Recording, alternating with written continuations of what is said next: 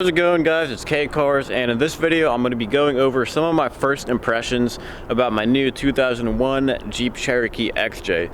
So if you guys haven't seen my previous video where I actually introduced this Jeep to you guys, definitely go check that video out. So first of all, I got this thing for $3,500. It was listed for $4,000 and it has 103,000 miles on it. Like I said, it's a 2001, and there are a little bit of rust spots on here, and these Jeeps are pretty much known for having rust on the rockers, and you can see there's a little bit of rust right there, and there also is a good bit of rust on the undercarriage right there. I don't know how well you guys can see that, but I am planning to undercoat the whole car and kind of sand off the rust, and I'm probably going to use, like, what is it called, POR 15, that stuff. I don't know if that's the right name, but I am definitely planning on doing something about the rust, because I want to try to keep this Jeep as clean as possible. But anyways, first impressions are, the number one thing I notice is the size of this Jeep. So from the outside, it doesn't look that small, but once you actually hop inside it, go ahead and show you guys, there actually isn't that much room on the inside. Now, as you guys see here in the driver's seat, it is pretty compact. I was expecting it to be a little bit bigger, have a little bit more space. As you guys can see, my leg is all the way up against the door. And same thing over here. I do have some room, but there's really not much here. And I'm not saying that's a horrible thing.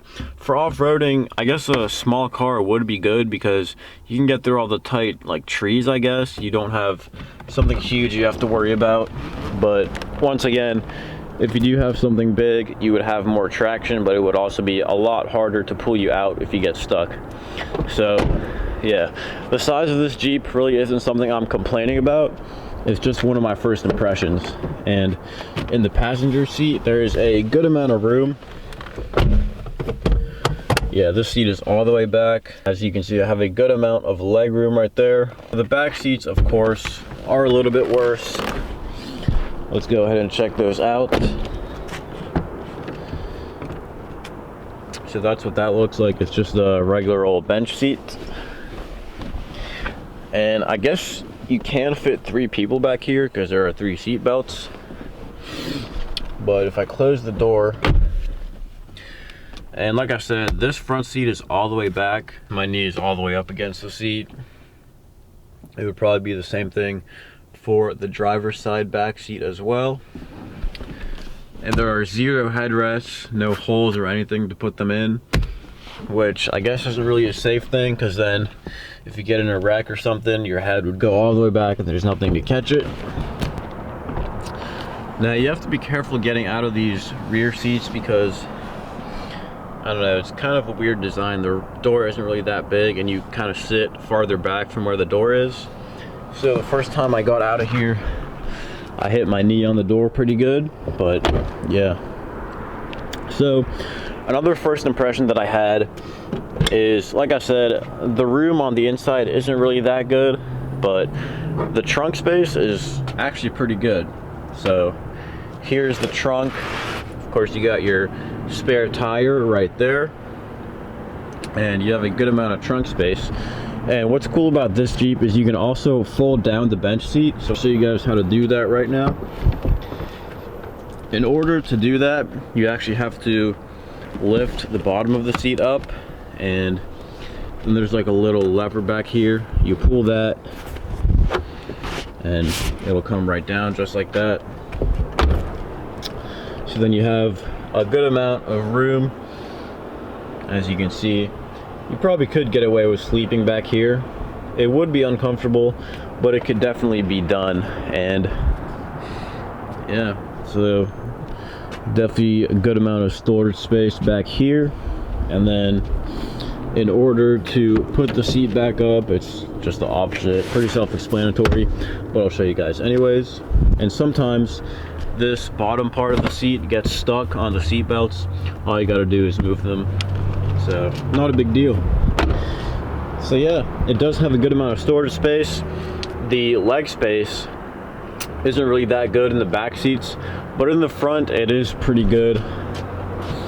Like I said, I was expecting it to be a little bit bigger, have a little bit more room on the inside, but I just wasn't expecting it to be this small. Another first impression that I had about this Jeep, and this Jeep specifically, is the transmission. So I know a lot of Jeep XJs have bad transmissions. They don't really shift that well if it's the automatic, but this one actually does, and it shifts pretty fast as well. I was actually really impressed whenever I took this Jeep for a test drive. That first shift, I was really surprised. I didn't think it would shift that well. I thought it would take a lot more time in between shifts, but it's really good. Transmission doesn't lag or jerk at all. It's really smooth, a lot smoother than I was expecting. And like I said, I might have just gotten lucky with this transmission, because I know a lot of these old Cherokees don't have good transmissions. At first, I actually was looking for a manual Cherokee.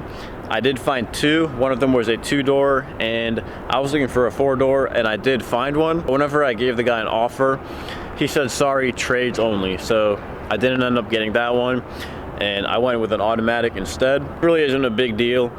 I mean, it's still an old XJ. That's pretty much what I was looking for. I wanted to run and drive. The transmission wasn't really a huge deal for me, so I saw a clean one, I jumped right on it. Another first impression that I had about this Jeep is that it kind of floats around whenever you're just like driving in a straight line, or at least trying to.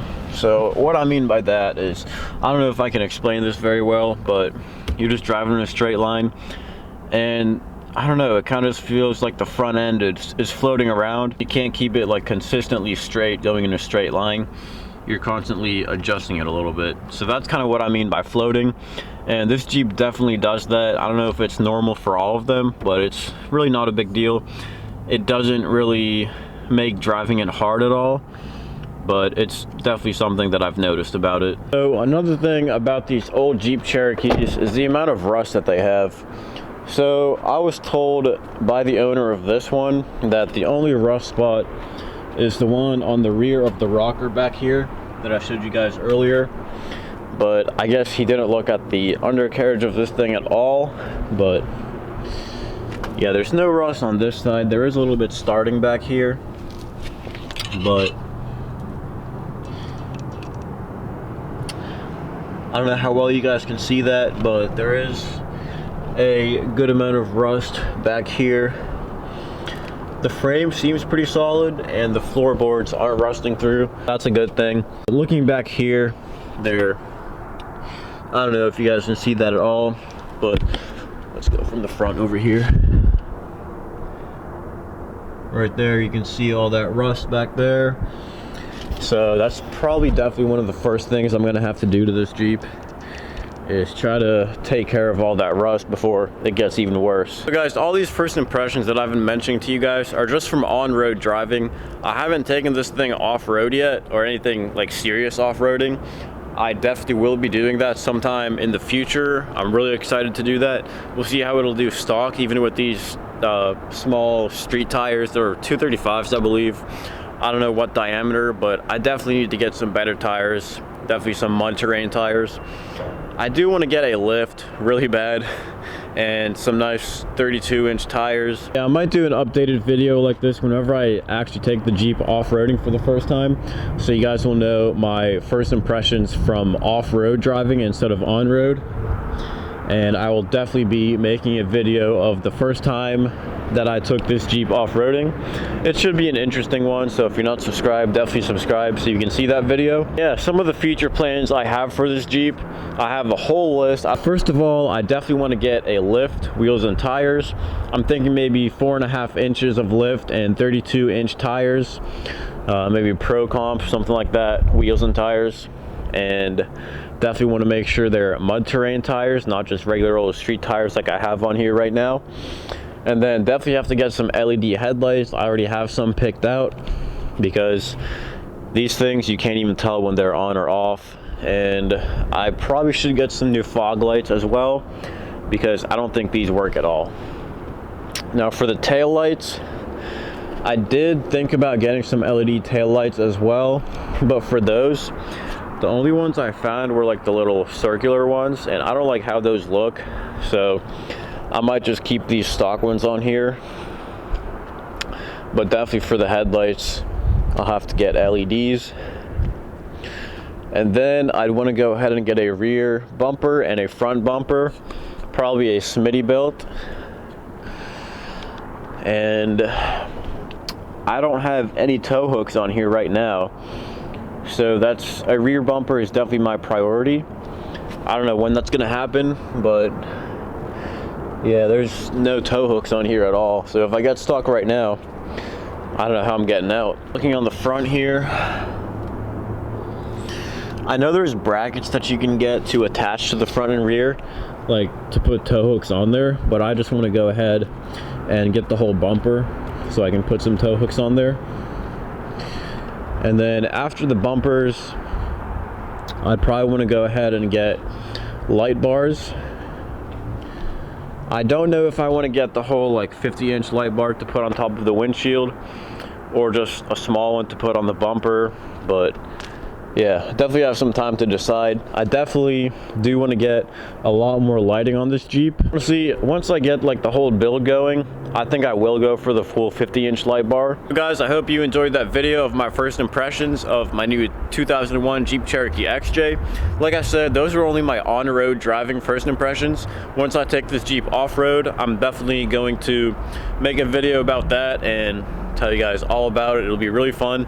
I'm really looking forward to it, and I can't wait to get started on this build. Make a bunch of videos about this Jeep for you guys, and if you're not subscribed and you want Jeep Cherokee videos, you definitely want to subscribe, because I'm definitely going to be making a lot of videos with this Jeep. The Challenger videos are not over. I still have the Challenger, so if you guys are only here for that car, then you can still stay, because I'm not done with that car yet. Yeah, if you guys have anything to add to this video or any advice or tips about the Jeep Cherokee XJ, definitely drop those down in the comments. And if you have any video suggestions of videos you would like to see in the future, also comment those down below. And if you found this video entertaining or liked it, make sure to like, comment, and subscribe. And as always, thanks for watching.